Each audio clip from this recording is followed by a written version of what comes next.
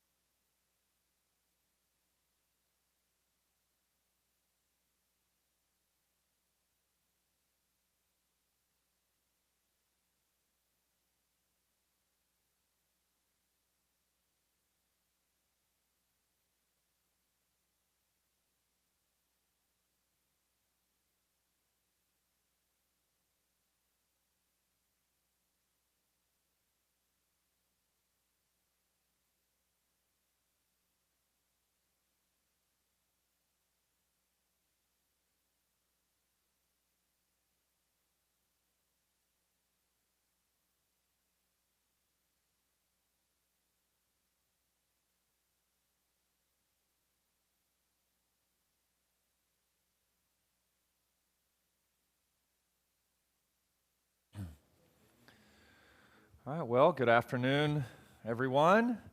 My name is Gordon Daugherty. I'm co-founder and president here at this crazy place called Capital Factory. What it means is I get the pleasure of spending 100% of my time educating and advising and investing in tech startups. I spend most of my time running our Startup Accelerator program and serving as a partner in our various venture funds. Before this, I have been advising startups for about 18 years. I've made more than 200 investments into early stage companies, luckily not all with my own money.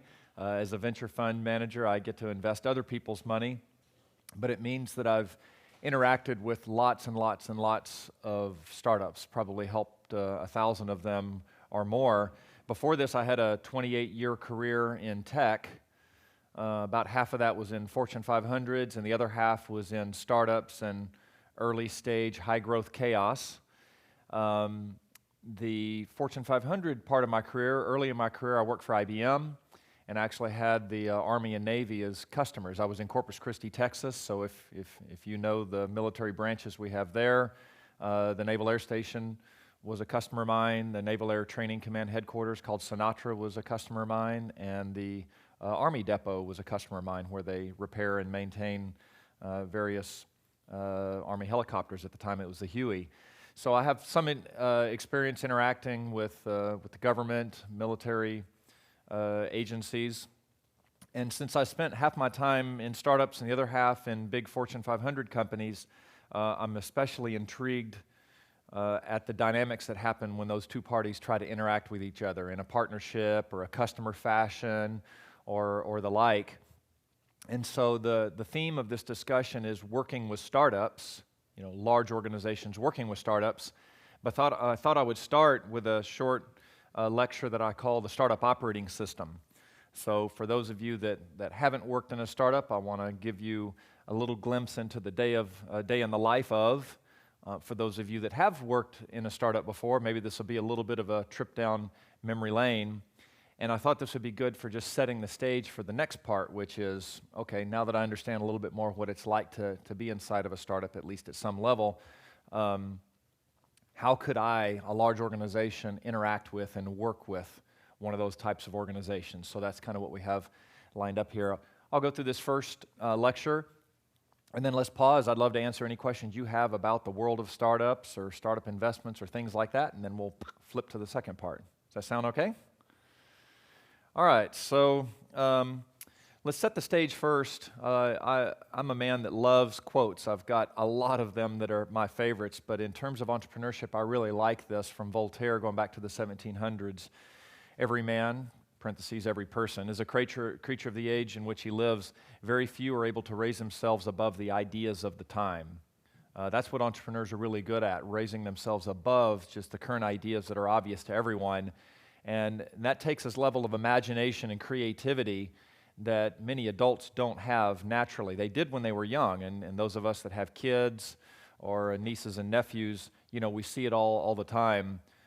They are infinitely imaginative and creative, and that is the foundation for innovation, is being able to step out of the ideas of the time, as Voltaire described. Entrepreneurs are also really good at seeing things differently than the way everybody else does. And I love this quote from Peter Thiel, who's a co-founder of PayPal and the author of the book 0 to 1, which I can extremely highly recommend, 0 to 1, if you want to tap into the mindset of entrepreneurs and some good principles that Peter writes about. But he says on the first page of his book, what important truth do very few people agree with you on? So if you think about some of the most innovative ideas, not just improvements, because the truth is most startups aren't actually delivering innovation. They're delivering some significant improvement on something that already exists. And so that's easier for us to fathom. Like, oh, you have a technology or a thing that can provide a 10x improvement on this or that. Well, yeah, our brain is capable of extrapolating from something we know today and imagining it being 10 times better. But when it's really innovative, it follows this dynamic where everybody else has this tendency to say, are you crazy? What the hell are you even talking about, right? That's when it's really innovative. They see the world differently. Now, some of you might have seen this image, and if you have, don't ruin it for the others, but whether you can see it or not, this is an image of a woman. And I'm just going to give some extremes here. If you had to guess her age as either closer to 25 or closer to 75, raise your hand if you see a woman that's closer to 25 years old. Okay? Raise your hand if you see a woman that's closer to 75 years old. Couple, maybe. Oh, interesting. So don't see that one as much. The truth is, this is one of those kind of trick images where there are both. There are both women in that image. And it's hard for me to kind of describe, but the 25-ish-year-old woman is looking away, and you're seeing her kind of from this angle, and you see her eyelash, and she's wearing something around her neck, some kind of a necklace and a shawl. The 75-year-old woman, you're seeing her more, not straight on, but more from the front, and she has a huge nose and a very big chin. I'll show this graphic to you colorized. Sometimes it helps to show it a little bit differently. But what's interesting about this is what usually happens is those of us that quickly identify the 25-year-old woman, even if I walked up and traced the outline of the older woman, it would be almost impossible for you to see her. You get locked in on an idea, and then the inverse is true as well. Those that tend to see the old woman just can't see the younger woman. If you want to play around with this, or if you want to use this a tool within your own organization to try and, I use this sometimes to just break people out of a single way of thinking, and I use it as an example. And when the graphic doesn't work, there are videos that can help you. If you just go onto YouTube and type old or young woman illusion, you will see a couple different versions of this. And the reason to do the YouTube is it animates the women and it switches from one to the other so you can more clearly see both. So this is what I'm talking about, entrepreneurs seeing things differently. So let's dive into the birth of a startup and some of the attributes of what I see all the time of entrepreneurs. And we'll use the metaphor of the coffee shop, the co-founders or prospective co-founders riffing on some ideas, writing them down on a napkin or a piece of paper. And in this day and age, in 2019, pretty much we now have a startup. Like, the barrier to say you've got a startup is non-existent. If you and I are sitting in a coffee shop and we have what we think is a good idea, boom, the very next minute or next hour, we go tell somebody we've got a startup. And it really is kind of that easy. I find that the most successful entrepreneurs, the best ones, they actually have a personal passion for the problem they're solving. So that thing that we were riffing on in the coffee shop, if what we're trying to solve for is, hey, let's start a startup. Are there any problems we could solve? And yeah, we could write some lines of code, or we could come up for something for that. It is true that might be an idea that could be built, and you might be able to sell it to someone, but those startups crash and burn all the time. And that's because along the journey, we're usually having to convince people to come work for our company for no money. We're having to convince investors to give us money so that we can advance the idea further, and we're going to get no's a lot. And if we get a lot of no's and we don't have a fire in our belly for the idea and the problem we're solving, we're going to give up. But if we truly have a personal passion for the problem we're solving, it's amazing how those no's don't hit our inner core. We hear them and we understand that, okay, I didn't get the investment, but I'm just going to go because I know they're wrong. They don't see the world that I do. I'm going to keep going. A lot of startups do what's called bootstrapping. They use their own funds to advance their venture in the early days. They rob from their bank account, or they have a part-time job, or even a full-time job that pays the bills, and they moonlight on the startup gig. And so we call this being scrappy. And there are some really positive attributes of bootstrapping. It teaches some really good principles. And the cool thing is we can get to interesting points in our venture off of this bootstrapping approach. We didn't used to be able to do that. 20 years ago, we had to go raise millions of dollars if we're a tech startup, because we had to buy all these servers and rack them up, and we had to pay expensive people to manage them, and we actually had to license software to run them. Like, God forbid, just imagine we have to go pay for software to run on these servers, right? There's not free stuff back then. And so there was no concept really of bootstrapping 20 years ago, and just in those 2 decades, it's come down so dramatically. These aren't my numbers. These are from Upfront Ventures, and I don't know how much of it is supported by research. But to start a startup, meaning get incorporated and get some crappy initial minimum viable product out there so that prospective customers can touch it, yeah, that doesn't cost hardly any money. I go convince my rich Aunt Sally and Uncle Fred to give me $25,000, and boom, we're rocking. Some combination of that and a part-time job to pay my bills, and we're going. And you'd be amazed, those of you that haven't been in this journey before, how many startups can get a product in the market, especially a software product. Okay, I realize if you're building hardware or deep technology, that is a different ballgame. You do need to raise money, hundreds of thousands, probably maybe more, before you can get the product in the market. But you might be amazed how many software startups I see that get a clunky version 1 product in the market with some paying customers on less than $100,000 of invested capital. Certainly less than $200,000. Happens all the time. So that's just a little bit of level setting for where we are in this day and age. And I want to describe what I call the startup operating system, how they tick, how they operate, a little bit of day in the life. They certainly have this tolerance for risk. They don't do a lot of planning. They didn't open up that pack to test the chute. They just trusted that it would work and let's go. They don't worry about safety. They don't worry about certainty. That's just not their risk profile. It's just bust down the wall. Let's go in there and see what we can find. And they get used to this mode of being on the verge of out of control. Not completely out of control, but almost out of control all the time. And so I've got this image of this downhill skier, and when you look at her, you know, if I were to poll the audience, probably half of you might bet that she's going to crash and burn, and the other half bet that, no, you know what, I think she's going to recover, you know?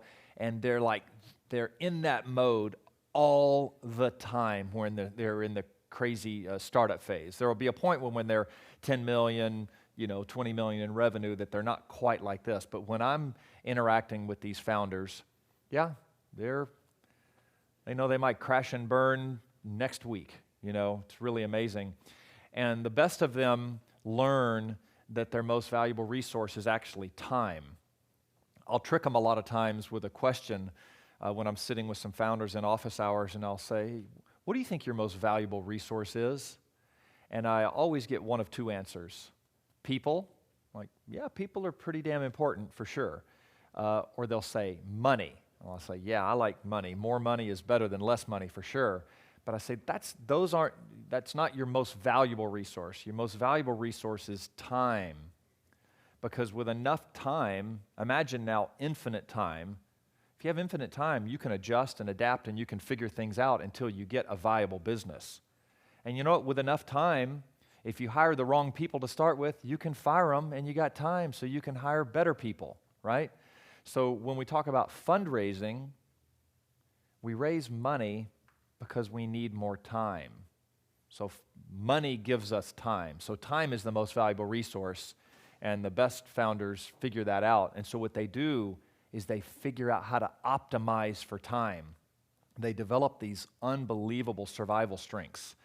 We sometimes in my world talk about a startup or a founding team that has gone into cockroach mode. It means things didn't work out, they've got a little bit in the bank account, and they are going to somehow figure out how to stretch that money an extra 4 months so they can close a deal, so they can get a little funding. And we literally call it cockroach mode. And the startups that figure out how to kind of go into cockroach mode when needed are the ones that have figured out how to optimize time. And I have seen so many startups bump along, pivot a few times, go into cockroach mode, and then eventually a couple dots connect, a couple things unlock. That brings in some investment.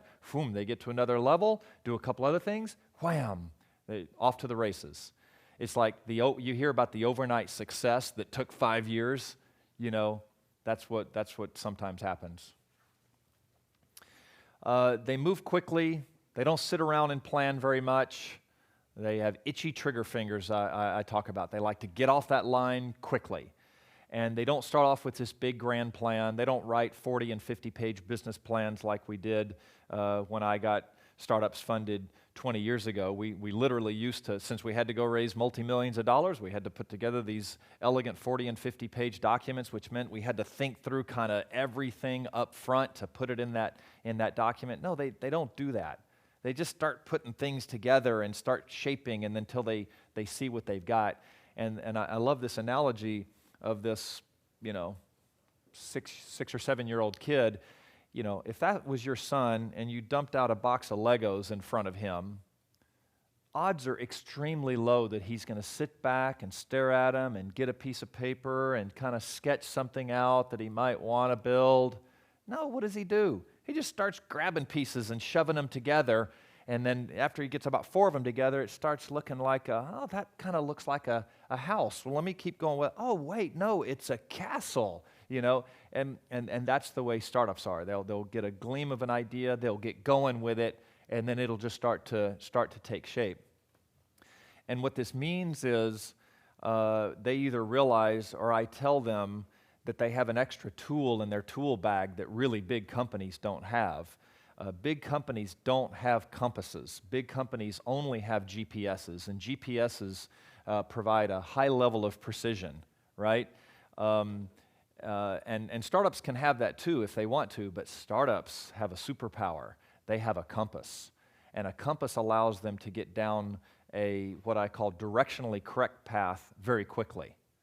And they can, with the compass, they can figure out that the destination is northeast, somewhere northeast. They don't know precisely what degrees northeast, and they don't know if it's 5 kilometers or 45 kilometers, but they know it's generally northeast. And so with that, boom, they can jump off that cliff with the pack that they're not sure if the chute will actually open.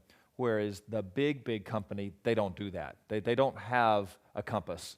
They don't even set a foot in any direction until they know not just northeast, but 10 degrees northeast and 40 kilometers, out. And only then do they get going. And there are reasons why large enterprises do that. I mean, imagine if a large enterprise just said, hey, just randomly go whatever direction you think. It would be total and utter chaos. But a startup can do that.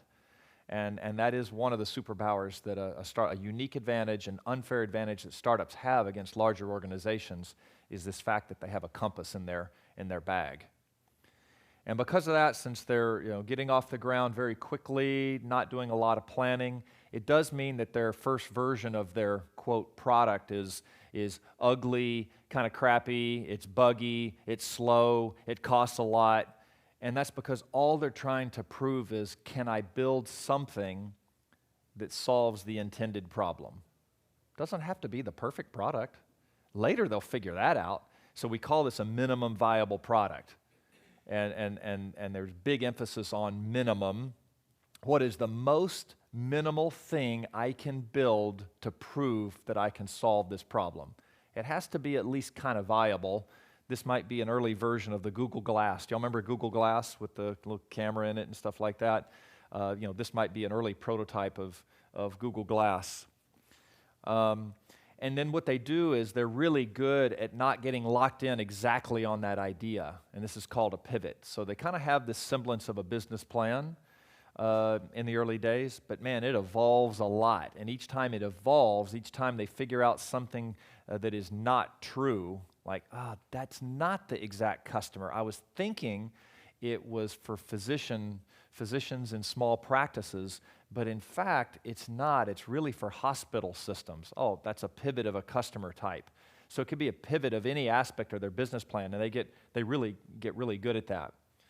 And they learned from Mr. Edison, who claimed he never failed once. It was just a 2,000-step process along the way of eventually inventing the light bulb. And so that's that iteration, and it's also this unwillingness to claim defeat. Or succumb to defeat. No, it's just you keep pivoting until you figure it out. I see startups all the time that will say they pivoted, and when I look at it, I'm like, that's not a pivot, it's a whole freaking new company, and so that would be like the ultimate pivot. If they're smart, they don't surround themselves with the exact persona of the founder or founders. They realize that to have a high-performance team, it requires different ways of thinking. Large organizations, they understand this. They'll have their employees take a Myers-Briggs analysis or one of those various psychographic type tests to understand how they tick. I wrote an article titled The 8 Personas of Successful Entrepreneurs, and it's not based on any science. It's just based on me advising startups for 18 years. And the purpose was to try and help founders understand that if you and your co-founder are both scrappy hustlers, you better not hire only scrappy hustlers into your team as you move forward, because you'll crash and burn. Teams of nothing but scrappy hustlers are missing really other important ways of thinking and doing business. They need some visionaries and conservatives and unstoppables on their team, for example. So the article goes into a lot more about the interactions between these and how they can best complement each other, but that's what I'm talking about.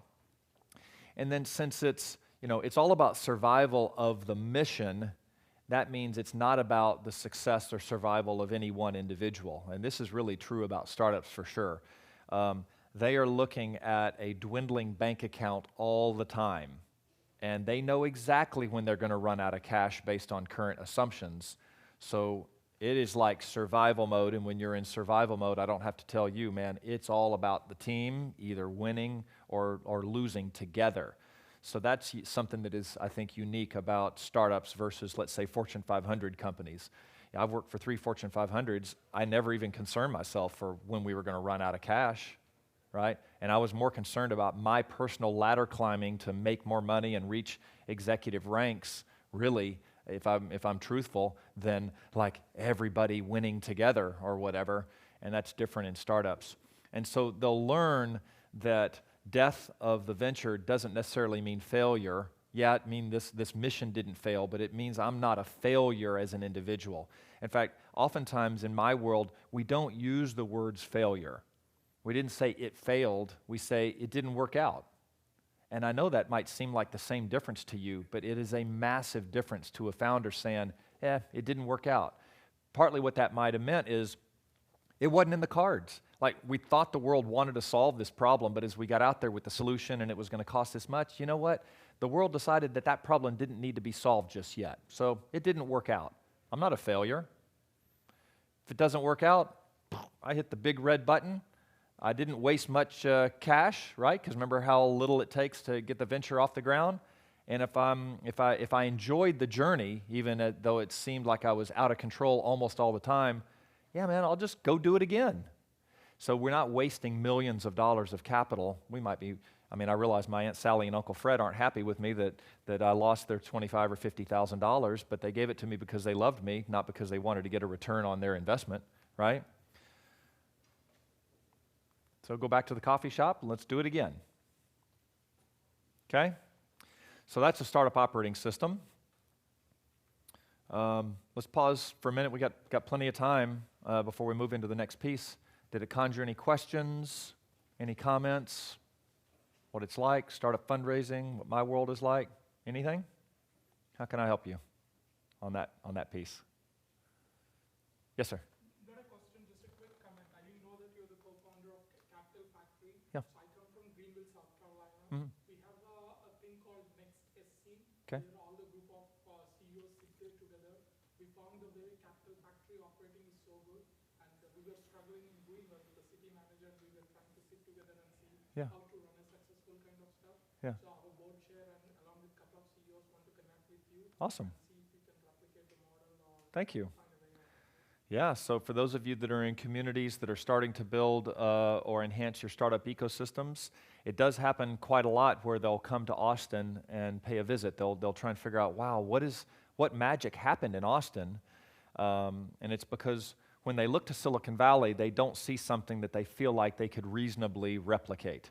But when they see Austin, and if they knew what Austin was like 10 and 20 years ago versus now, in Greenville, you said you are? Yeah, Greenville would look at Austin and say, man, we might be able to do kind of what Austin did.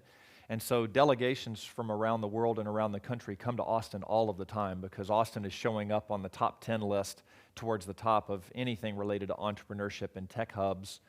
And so we often host them here at Capital Factory to tell our story, to see if there's anything about our history that could help them do the same thing. And this way, we don't feel like we're in competition with other parts of the country. Like, we feel like, we really want to share the story to see if that can be helpful. So yeah, on the Capital Factory website, you'll see a form for coming to visit. And if you'll let us know that there's, hey, a delegation that would like to come and you'd like to spend some time here, yeah, we'd love to have you. Yeah, thanks. Yes, sir. So before AFWERX came out here, were you existing? And if you were you already linking small businesses to the Air Force? Yeah. Good question. So before AFWERX, were we already connecting our portfolio into the military or the Air Force or whatnot? I would say mostly not. Mostly not. Variety of reasons. I would say most of our mentors, startup advisors, board members, just don't have those connections into the military. Even someone like me that spent 8 years selling to the military, that doesn't mean that I still have the connections. I have some of the know-how for startups that feel like they have an offering that could be suitable for the government.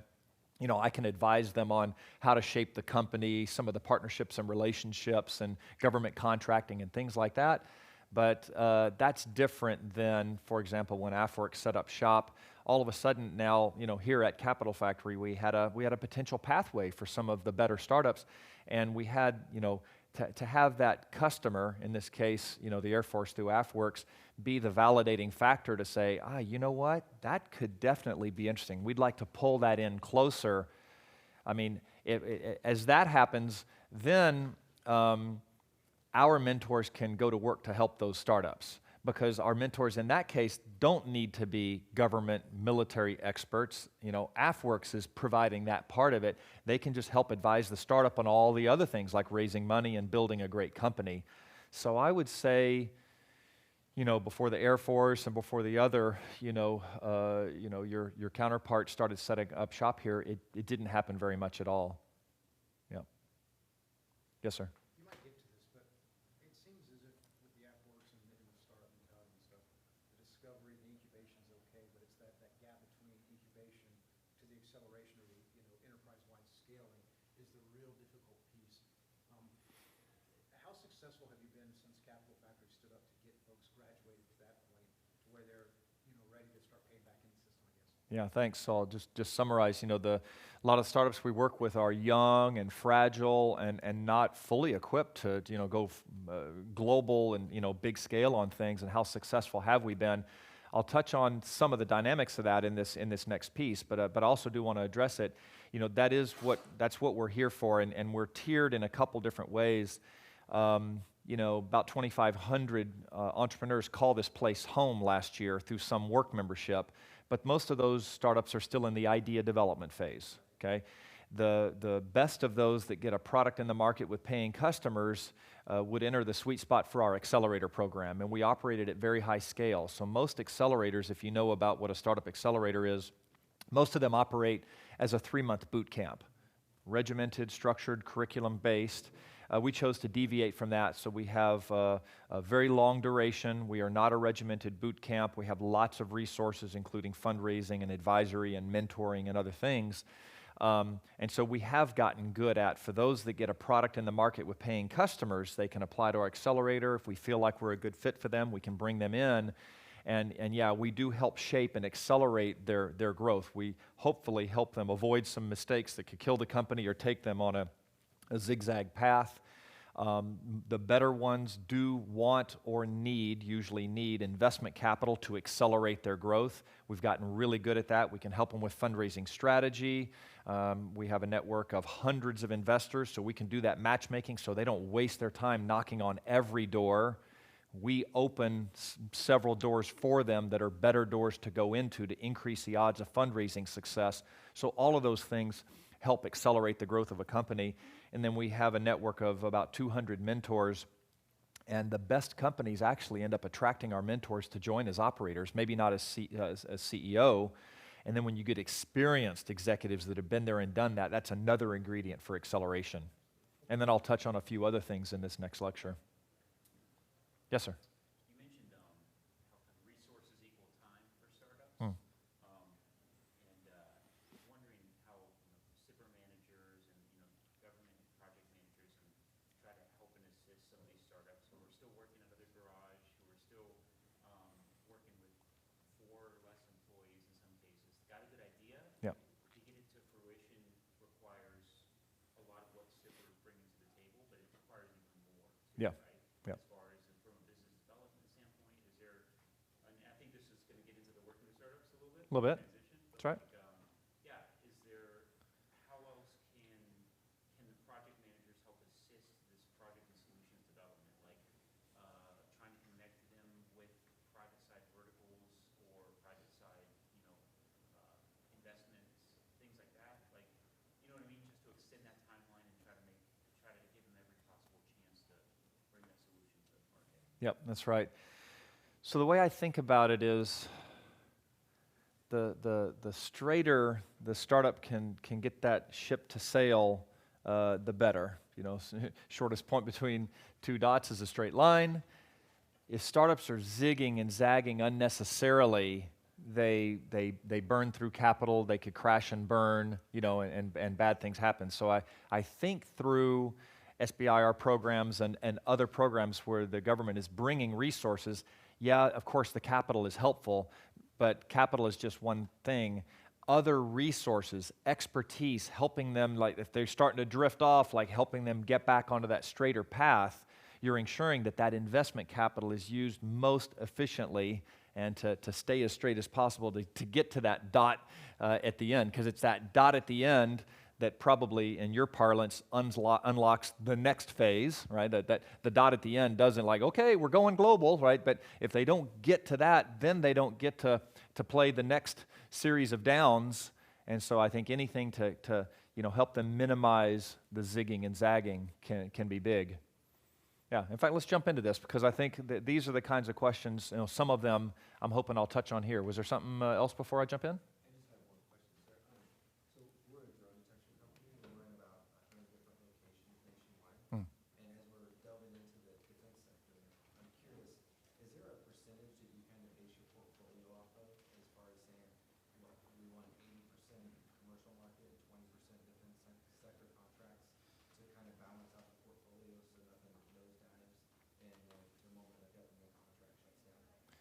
Thank you, and I'll ask you a follow-up question, and then I'll recap it for everybody.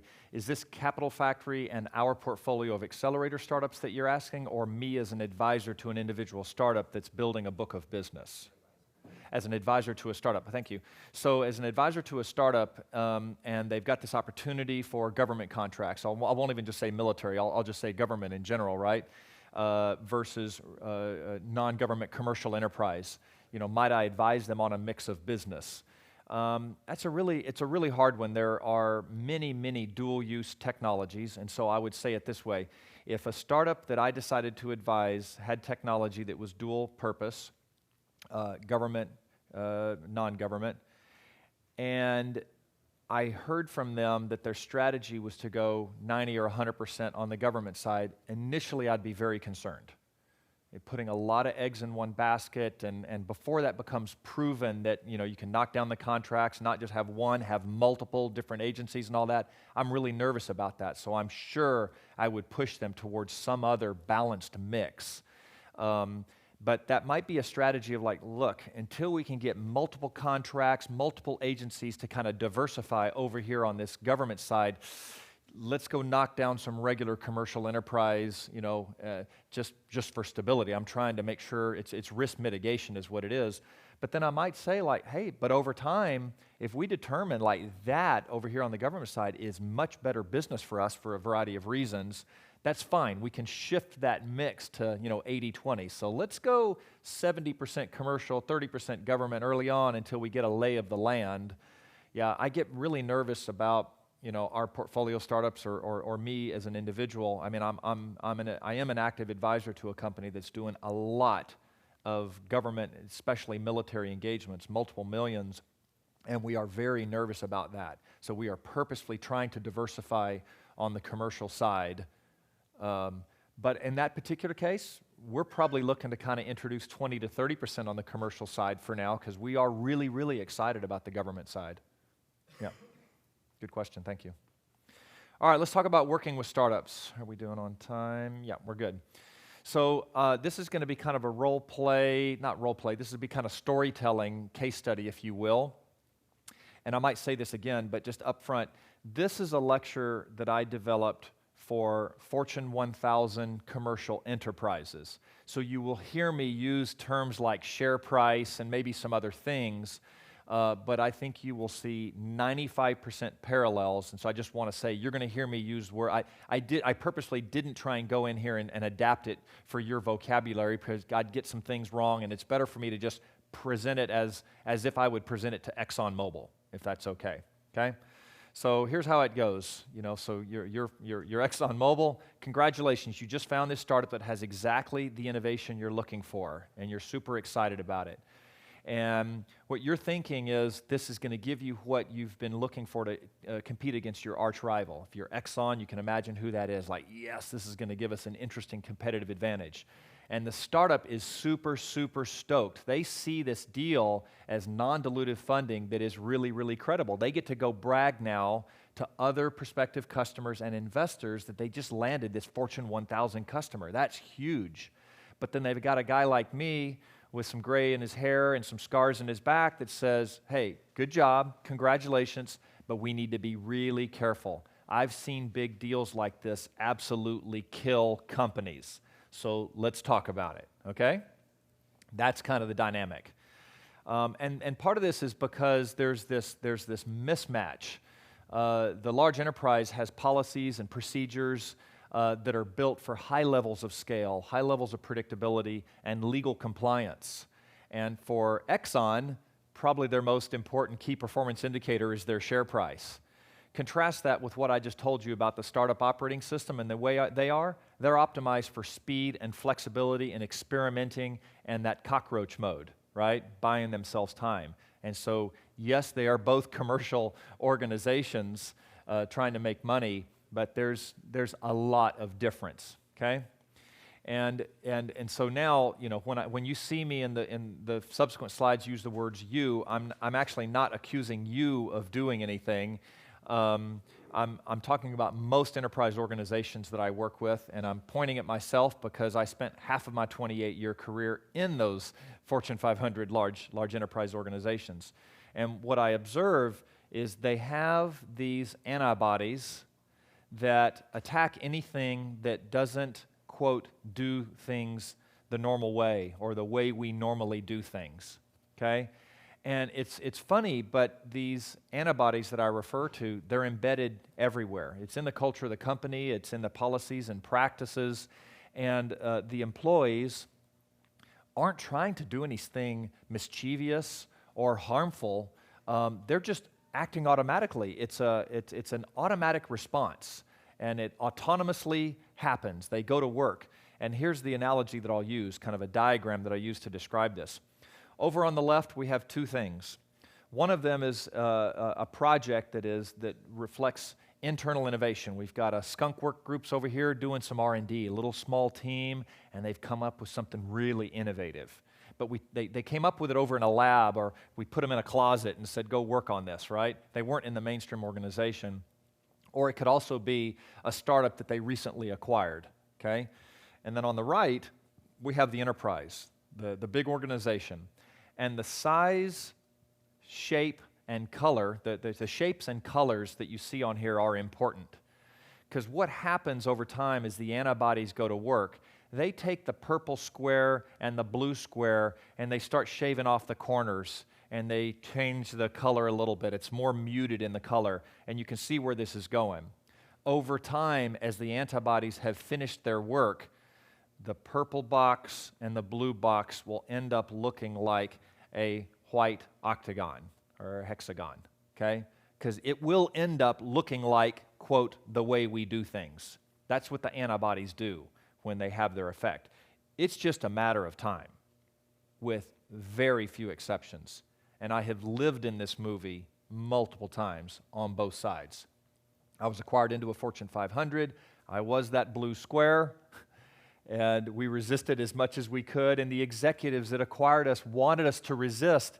They couldn't help it. We ended up looking like the black outlined hexagon over time. It's just we fought hard enough and they fought hard enough that it took 3 years instead of the normal 9 months. Okay, so a milder version of what I just described happens with strategic partnerships. So when it's internal innovations, those are our employees. When it's acquired startups, they are now our employees, and the antibodies have an ability to go to work at a certain level. This similar phenomenon happens with strategic partnerships when small companies are partnering with big companies, right? So I already mentioned this to you all. The startup's most valuable resource is actually time, because with enough time, they can adjust and adapt and they can figure things out, right? We talked about that until they can get a sustainable business. So here's what I say. You, as the large enterprise, let's say Exxon, because I don't want to accuse you of anything nefarious, but Exxon needs their new startup partner to grow into a great business that can scale with them and support their initiatives, right? And when I talk to Exxon, they're like, yes, as we have these partnerships, we want them to grow into really great companies. We want them to scale up, to your point, right? That's why we're partnering with them. Unfortunately, you make it really, really difficult for that to happen, okay? And the level of difficulty and complexity varies. If it's just a simple technology license, yeah, that's maybe one thing. But if we push it to the far right on what we call an OEM deal, an other equipment manufacturer, where you're taking their product, combining it with yours, and creating something totally new, yeah, the issues get more pervasive. Now, part of what happens is you expect this fragile startup to crawl your organization and your politics. You send them into the maze and say, great, go do it. They don't know how to navigate your maze. You don't even know how to navigate your maze, right? You have to have the magic decoder ring, and almost nobody has that magic decoder ring. You also tend to leverage your size and strength and your level of influence in a variety of ways that ends up being harmful to this new partner, and I'll describe a few of those. We have to have some type of legal relationship between our two companies. So Exxon tends to get really aggressive. They bring out their army of lawyers, and their army of lawyers versus my single startup lawyer, who might be my Aunt Sally, but hopefully I've got a real corporate attorney. Yeah, that's a mismatch that, I mean, what am I going to do? Like, I want the contract. And so what happens is these startups, they'll sell their soul to the devil to get that contract, and they'll sign up for things like broad exclusivity and aggressive source code escrow rights and certain blocking rights and rights of first refusal and things like that. And yes, they will sign that agreement. But then later, when they go to try and raise a Series A round of funding from a venture capitalist, or later when some big company wants to acquire them, they see these things in the agreement with you and they say, oops, you sold your soul to the devil. We don't blame you, but we're not going to also sell our soul to the devil. So we need to go unwind those things. And I have a story that I tell. I wrote it in one of my blog articles titled A Tale of Two Acquisitions. There was a company that got a $50 million acquisition offer. They decided to turn it down because it was too low. And some other things happened, and another big company came in to try and acquire them for $30 million. Some other things happened in the industry. They decided to go ahead and sign that letter of intent to be acquired, and the deal busted because they had sold their soul to the devil with a few of these terms to some really big companies, AT&T and Citigroup. I, as a much, much smaller acquirer, stepped in and offered them $10 million. They signed the letter of intent. I got in and discovered these issues, and we walked away. They offered to give us the company for free if we would just take over the payroll, and we said no. So these issues of these legal terms can be really, really deadly to a company. And remember, you would have loved for my company to acquire the smaller company because I was a bigger company. I could have better supported you. Like, that would have been a great deal for you. But you made it, you killed the deal. When that contract's getting negotiated, when your army of lawyers go to work, they somehow can take 4 months to negotiate that agreement. I don't understand how it can take that long, but I've been on the other side of the table. It does take that long, a lot. And the startups, remember, their death clock is ticking. They can't hold their breath that long. They'll run out of time. So what can happen sometimes when they see this big opportunity and they're all excited, they stop doing all the other things they were doing and they put all their energy to this. And then they hold their breath and then they run out of breath. It gets worse. Now your procurement team goes to work. Your procurement team is measured by how much lower can they drive the price versus what was originally proposed. That's how they show their value. Exxon has an army of procurement ninjas. And when they go to work, they are going to squeeze out almost every ounce of profit from the poor startup. If they can't make a profit, how are they going to grow into a healthy, great company that's going to support you globally, right? Then you, Exxon, hijacked their roadmap. They had a roadmap that looked like this, and you were really excited about that roadmap. See all those innovative features on their roadmap? Yeah, it's mixed in there. You see somewhere in there, there's enhancing scalability and enhancing security, but man, you got super excited about those 8 innovative features that they were going to be adding to their already innovative technology. But what happens after the partnership is formed, it ends up looking something like this, because you force them to agree to doing enhanced scalability first, and security, and multiple languages, and integrating with this system, and integrating with that system, and supporting currencies, and you all have the equivalent of that in your world that obviously is different than Exxon. And look at what happened. Innovative feature 1 and 2 are now pushed way down. And so if we map this to maybe some hypothetical versions, you love their version 2, and you love their roadmap of where it was going. But look at what version 3 ended up, and version 4, no innovation. There's no innovation in versions 3 or 4, and that probably took them 9 months to develop that. So we just shoved all the innovation down to the bottom. But, that all sounds pretty bad, but I've got to give you a way out. That's what this is all about. You discover a few things about the startup, and then I'm going to give you some best practices that might be able to help. You discover that they have less than a year of cash left. They might only have less than 3 or 4 months of cash left, but very often in the startups, we don't raise so much money to have 3 years of cash. That's crazy. We raise money to hit next steps in our evolution so we can raise more money at a stepped-up valuation. If I raise enough money today to last for 4 or 5 years, I'm raising it today's valuation, and I'm giving all of the equity of the company to the investor. That doesn't feel very good. And so they very often have less than a year of cash. They aren't well-oiled machines. They don't have mature management systems. They haven't needed to. They're like, hey, it's 10 or 25 of us sitting around here. We don't need to be super mature in our management systems. They have trouble staying focused. They often have what we refer to as shiny object syndrome. They see opportunities. They sometimes like those opportunities, and they'll go after that. So focus is something that's sometimes hard to achieve. They have lots of gaps, operational gaps, product and technology gaps.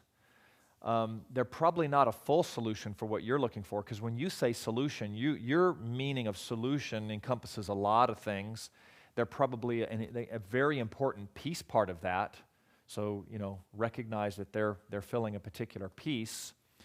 They're probably using lots of open source software. That's not a bad thing, but sometimes large enterprise organizations have some sensitivities to that. So as I give this lecture to the likes of Exxon, I want them to know that. They're usually not ready to scale globally. Doesn't mean they don't have business outside the US, but when you think scale, it usually means a different thing. So they're not usually ready for that, something you're going to need to help them with.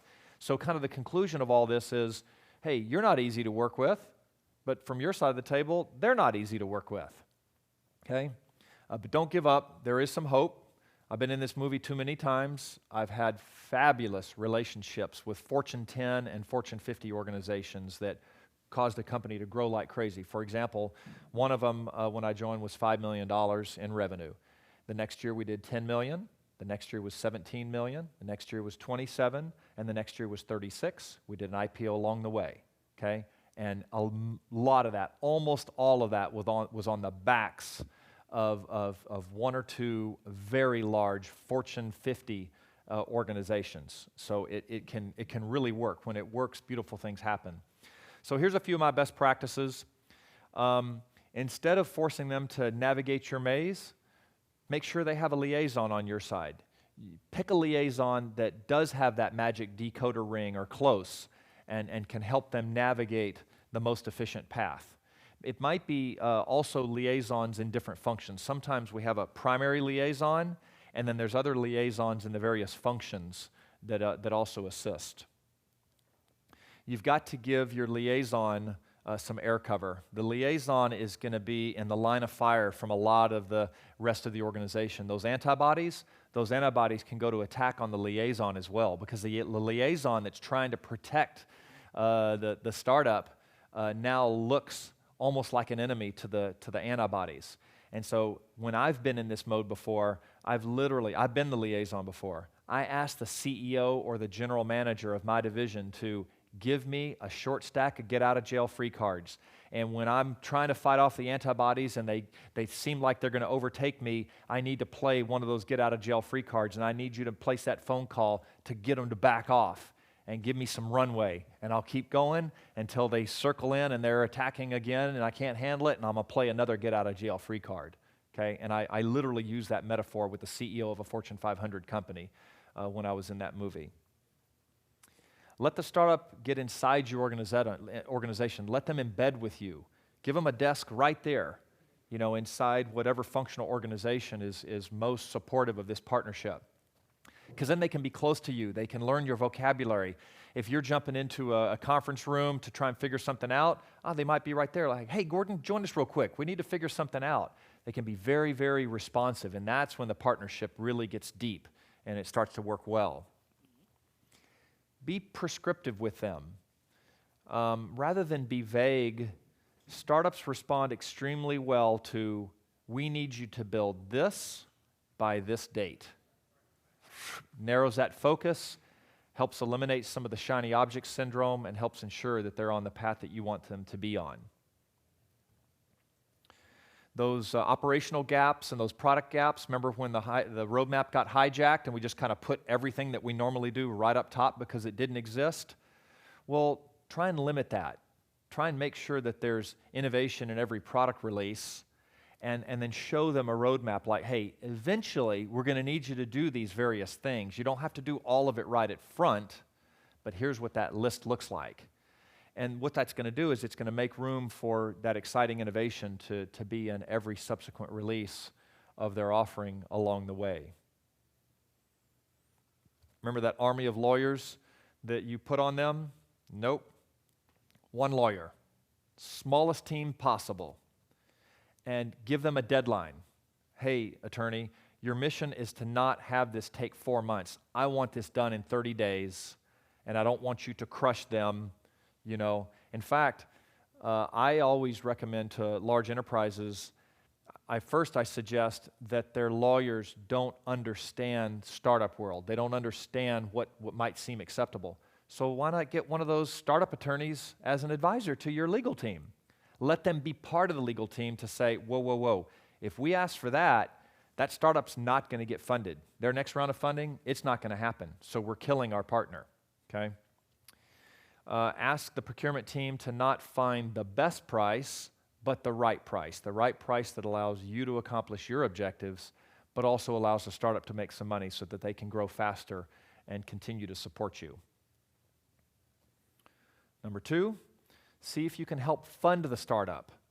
Now, I realize through the programs that you all are here talking about, I mean, a big theme of that is actual funding, like write a check.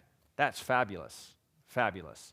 But there are other ways to help fund the startup. If you need them to do some custom development, maybe you can specifically fund that development. I don't know if it comes outside of the grant process, but wow, to them, that looks like non-dilutive funding, and they absolutely love it. If they're going to do a pilot test, could you pay for the pilot test? They don't need a lot of money, but if you pay them $50,000 to do some pilot, man, they might not show it in the meeting, but when they run outside, they're high-fiving each other. That can be a really, really big deal. And can you be timely on your invoice payments? Don't pay them in 90 days. Can you pay them in 60? How about 30? You've got the cash, they don't. So that sometimes can be a very easy one. But I know with large organizations, no, our standard policy is we pay in 90 days. Well, I know what your standard policy is. That's going to kill the company. Let's pay them in 30 days. And then this is something that I think you all do very well, or fairly well in some regards, that large enterprises rarely do. Parallel set of processes and policies for these smaller organizations. You know, what you all are doing here today is exactly, or today and yesterday, you know, the theme of all this, that's exactly what this is. But this kind of same thing doesn't exist throughout the rest of your organization. So I think you can take this as a model. I encourage the large enterprises to give it a name. Give it a name so that when a fast track program or a strategic innovation initiative, if it has a name, then what happens is the antibodies know how to react differently. So, you know, instead of that stack of get out of jail free cards, if I say, hey, this is a fast track program, the marketing department, the legal department, the finance department inside a regular enterprise, they know to deal with fast track programs differently. So think about that. Of course, the top executives need to be supportive of that, but if so, a lot of magic can happen. That was my last of the 10. I have a couple bonus rounds, and then I want to open up for questions. Little bit less with you all than regular corporate enterprises, but using your marketing resources to help promote this, wow, that's huge for a startup. You have a really loud megaphone, and if you're willing to kind of shout out about this, man, the startup could never, ever get that much publicity on their own. That's a big deal, and it gives them street cred that is going to help them land other contracts, other customers. It's going to help them get funding. How about giving them access to your test labs and the personnel inside those labs? So some of these startups are working on really innovative things that are more deep technology. Man, they can't afford to buy the equipment that goes into those labs for testing and just whatever it is you can imagine. They can't afford to purchase that. What it means is they have to pay for time in those labs, and that costs them a lot of damn money. You've got the labs right there. You've partnered with the company. Just give them access to it. Not just the equipment, but the personnel that knows how to operate that equipment. Man, that can be huge. Give them access to other functional specialists. After you've signed the partnership, man, you've got supply chain professionals. You know how to move things from point A to point B. If they have a physical product, I bet you they're not near as sophisticated as you are. at manufacturing things and inventorying them and moving them from point A to point B, you're really good at that. That could be valuable. They'll have other legal matters that come up. They have to pay their attorneys a lot of money. Maybe you could loan them some legal resources. Accountants might not be the best example for you, but you know where you have functional expertise. Why not offer it to them? That can be a really, really big deal. And when you do all this correctly, both parties are going to win, and that new innovation is going to get unleashed with huge impact against your chief rival, whether you're Exxon trying to compete with the others in that industry, or yours trying to compete with genuine adversaries that we talk about. So I do see magic happening, and this is less trying to insult or point a finger. It's really trying to generate a little bit of awareness of some of the magic that I see happen when even just some of these best practices are deployed.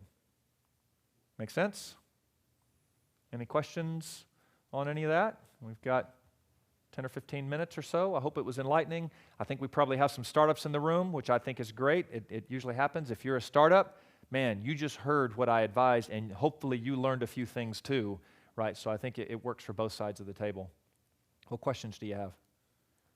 Yes, sir. The Air Force has a laboratory in Dayton, Ohio. Okay.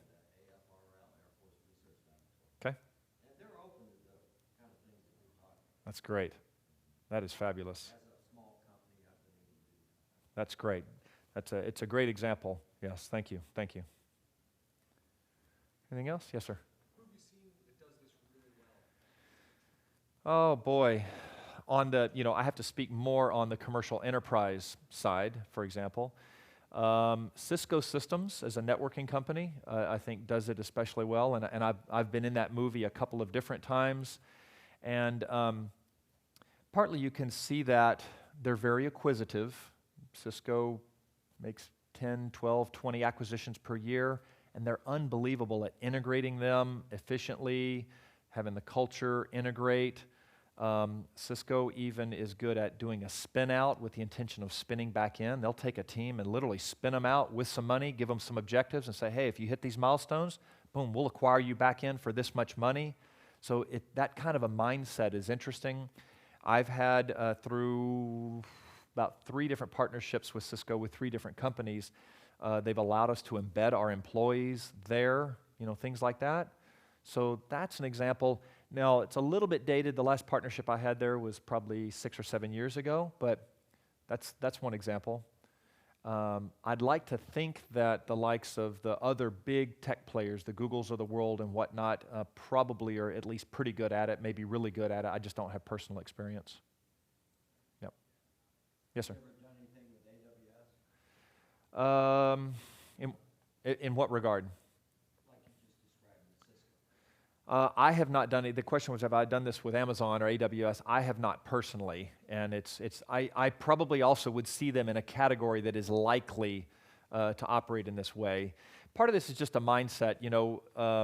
Some of the tech companies that grew up in the last decade or two might more naturally subscribe to this than the big tech companies that I worked for IBM in the past, and I don't want to accuse them of not subscribing to any of this, but I think there's probably is some differences.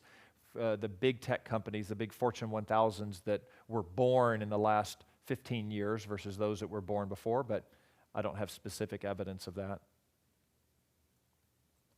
Yeah. From your organizational and executive experience, from my time in the military, I know that the infrastructure and the organization can sometimes be quite inert and labyrinthal as far as positions, especially you mentioned a legal team, like having a large legal team that's there to ensure and verify everything's following various codes of conduct, Yeah. UMJ, the bar, all these other things. Yeah.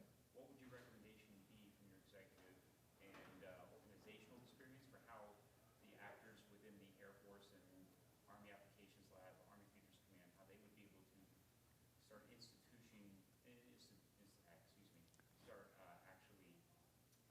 actualizing on changing that organization or building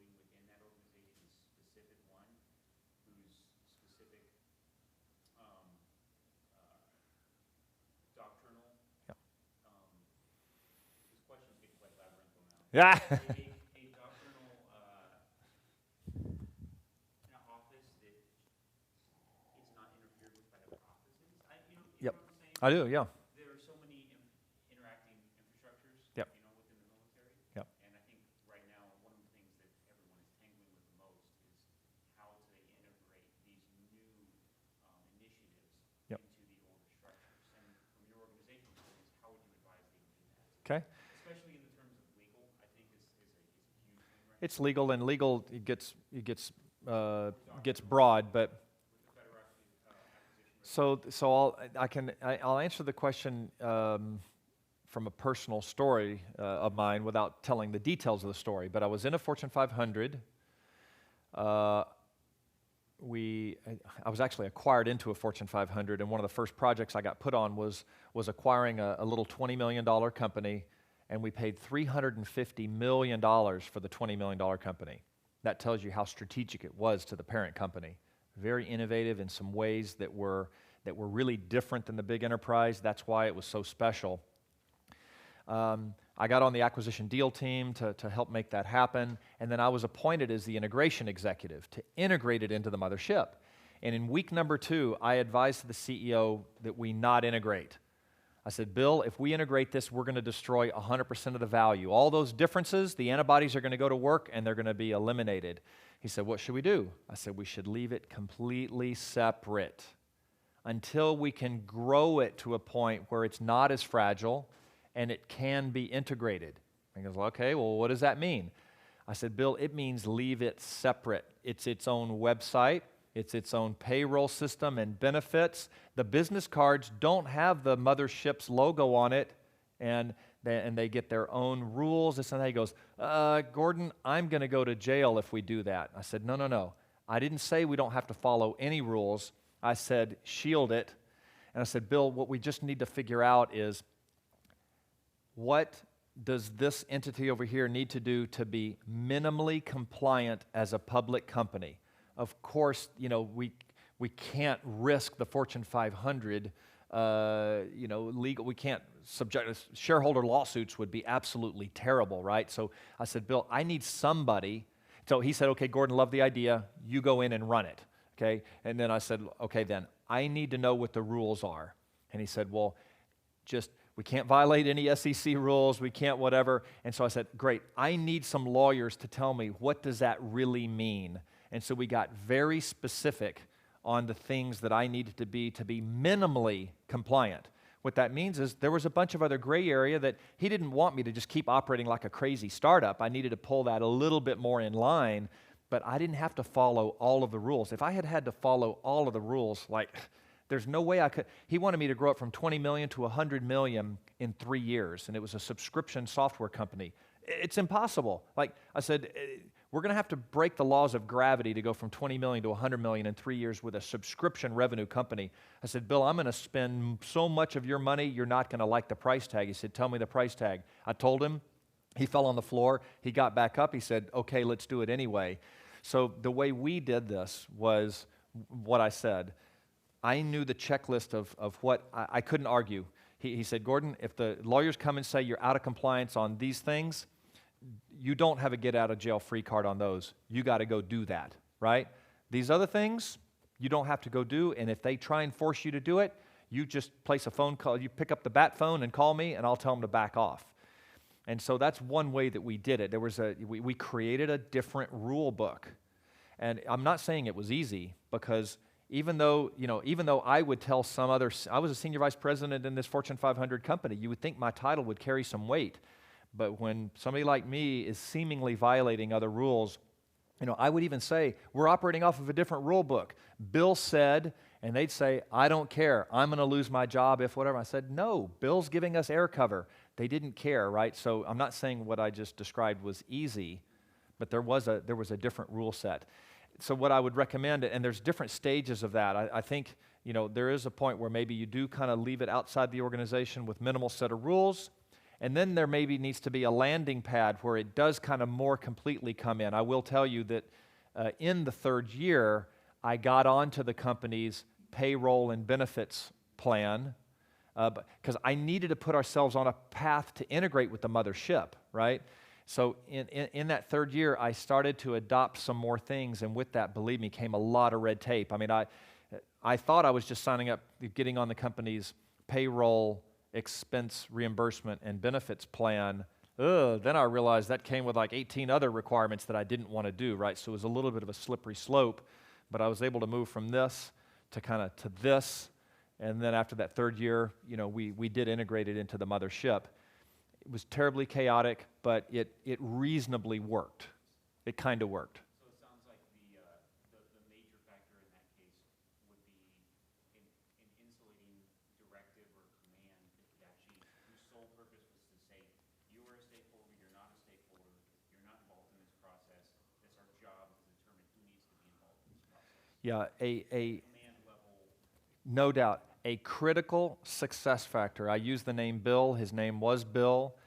If Bill was not behind this, it would not have worked. There is absolutely no way. No way. So yeah, at the top. Now, we were Fortune 500. It was the CEO of the company. Inside of your organization, it might not be the chief. Or, it could be at a command level. I don't know what your next organizations are. I think these can work. In a commercial enterprise, we might say the general manager of a division. And if it's kind of contained within the division, I think that can work. But it's way up there. If that support is not there, almost pound the fist on the table level support. Because that person is going to just get an earful from all over, like, oh, we're jeopardizing this. Oh, this is risk. We can't. And that person has to be, tell them, I heard what you said. Be quiet. I've already decided this. We're not going to re-argue this. Almost, I'm kind of stressing, but I'm not far from what I believe is the truth of what needs to happen. And it is best. Like, I did this as a one-off thing. I then, after all of that, I left the Fortune 500 because I really didn't want to work for Fortune 500 again. So after that tour of duty, I actually jumped into that. That was my last gig before jumping into Capital Factory. If I were still there, I probably would have used that experience to define now a program and kind of institutionalize that set of processes and the outside and then the landing pad and the rule book here and then the rule book here. And probably would have put a name around it. So I think it could have been more institutionalized. The first one is the hardest. Like, man, I was the guinea pig. I was going against the grain, and it was chaos. But the first one is always that way. I could have used that as a model to then create a named program and set of things that probably the second and third and fourth time the organization will be, oh, this is like what we did with whatever and whatever. And you know what? None of us went to jail, and so it's okay to treat it a different way. So like anything, I think the first one is the hardest. The third and fourth and fifth one get a little bit easier. Yep. Time for one more question? If anybody? Go ahead. Basically, since you brought the organizational management, if you're a 15 to 20 people startup company, because you see 10 people only work for 8 hours and then they're not you motivate them in a different way. But can you create a DNA or a structure like holocracy, no boss system, no roles and responsibilities, just trying to keep things going on? How do you manage things like that? This is for the startup? Yeah, 15, 20 people company. It's my company, for example. Yeah. I'm on the same picture where people don't do 100% efficiency. In your presentation, you mentioned that I don't know why things take 4 weeks of time because people are paid on hourly. They have different other, like on time basis they get paid, but they have some other incentives. But within the startup, you give everything to them, but you can't actually get 100% efficiency. Or how do you keep that continuing? That Got it. So startups that are still young, fragile, 15 employees, couple things happen. People are wearing multiple hats. There's usually not a lot of tight discipline and organization, not a lot of planning, and that can be fine as long as everyone understands, where they're going. So if the leaders will describe, here's what we're trying to accomplish, and then and then you have to trust that everyone wearing different hats will keep marching towards that. I think that can work fine. It's a very loose and lightweight management system. I do believe, though, that as more employees, 20 and 25 employees, now more customers, now you have investors, I think it's almost impossible to continue to operate in that way for a long period of time. There is some level of discipline that needs to come into place. An evolving management system needs to come in, but it can still be lightweight. So it doesn't mean you have to have a big company management system. I think the company's founding principles can be hugely, hugely valuable. Founding principles are kind of like core values, so that the employees understand if they're faced with a go left or go right and they're not quite sure, they can fall back to the founding principles to help guide them. Yeah, those are some ideas. I have a website called Shockwave Innovations. I've published about 150 articles, and the reason I mention this, I have a couple that I'm thinking about, but Shockwave Innovations, one has the words founding principles in the title, and another one has the words management system in the title. You can just search for those. Maybe it'll give you some additional ideas. Yeah, understanding that management system, because when you say, how are you different from others? How management system? So we try to do something like that. I mean, that would be the third point we say. Sure. How is you different? But continuing that, taking that from 15 to 70 employees range, Yeah. and then having that new way of doing things, Yeah. is becoming really challenging. Everything evolves. As you get bigger, you want the management system to provide the leadership team more predictability. Predictability of revenue, predictability of the product roadmap, predictability of various things. Predictability becomes very, very important as you grow. If you have predictability, you can grow like this. I've been a part of that. I've also been a part of chaotic organizations that did not have predictability, and the results were more like that. Yep. All right, I hope that was helpful. I hope it was enlightening in some way. Enjoy the rest of the conference, and hope we'll see you again. Thank you.